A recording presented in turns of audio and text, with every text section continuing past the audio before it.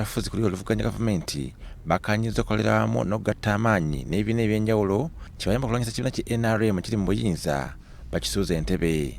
Bano nga bakulembeddwamu Erias Lukwago akulira ekiwayi kya FDC, munywanyi we Kanokiza Besigye ne Pulezidenti wa NUP Robert Kyagulanyi Ssentamu bagamba nti ku luno bazze n'enkola mpya okukyusa obuyinza. Ffenna tufunvubire with summon our energies tukasuke ekinene kyawanga emivunuko.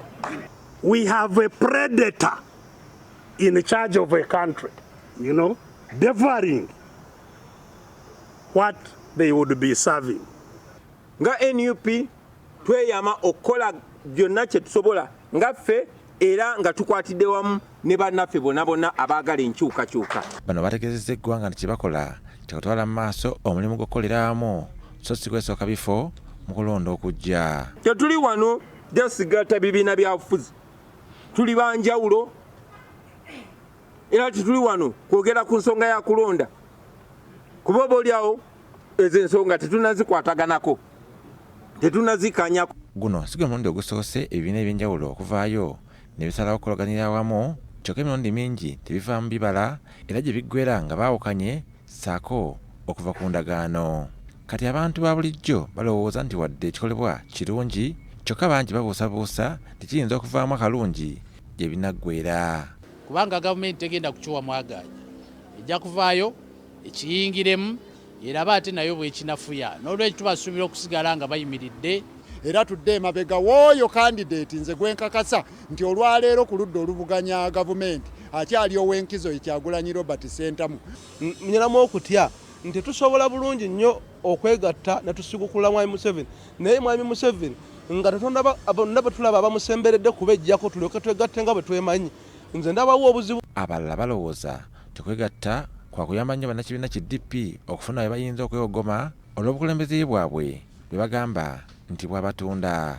Pulezidenti waffe yatuteekako ekikwa, bannaffe mu ggwanga ne opposition ne batulaba nga ffe abalya ne sayidi ya gavumenti, so kyatubeeredde kya mugaso nnyo beerayo mu nteeseganya zino n'okulaba nga tukoleramu nga opposition kubanga Democratic Party eri ku ludda olunyigirizibwa. Ate bannabyabufuzi ku mitendera egy'enjawulo bagamba nti emikago nga gino gifiira nnyo mu kweyagaliza okusinga ekigendererwa ekyamu ekyokununula eggwanga.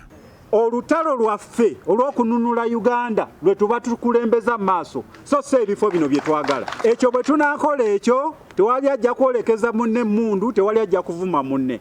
Ebizibu bye tusanze mu kukola IPFC kusemwogerere, mu kukola IPC, mu kukola TDA, ebizibu ebyo ekisooka bakiyita interparty rivalry.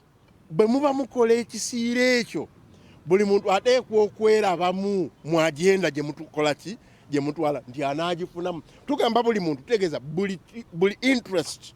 Omutunuulizi w'ebyobufuzi era omusomesa w'ebyobufuzi mu Kampala University Dr. Shiraji Nsanja agamba nti byakoleddwa si bipya mu byobufuzi bya Uganda wabula okukifunamu ng'eggwanga kisaana kusaba nnyo. Okubanga gunaabayamba okufuna obuwagizi oba tegulibayamba okufuna obuwagizi kigenda kwesigamira ku nsonga emu, engeri gavumenti gy'enaabaanukulamu. Singa poliisi enaabateekako akazita akamala bajja kufunamu, naye poliisi bw'enaakizannya mu ngeri y'ekikugo tebajja kufunamu, kijja kuyitiraawo.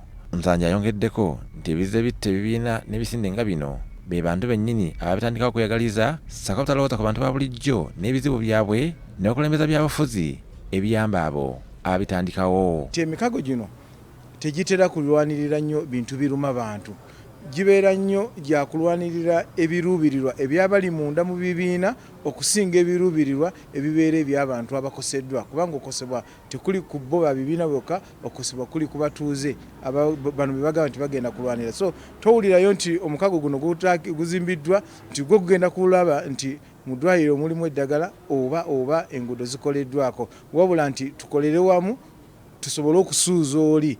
Emirundi mingi ebisinde nga IPC, Suubi, Truth and Justice oba TJ n'ebirala bingi bizze bibangibwawo wabula tebivaamu kalungi konna okuggyako bannabyabufuzi okunyweza ebifo byabwe. Robert Mwanje, BBS Telefayina, agesigika. Bwe waawule bali Robert Mwanje dakiika zikono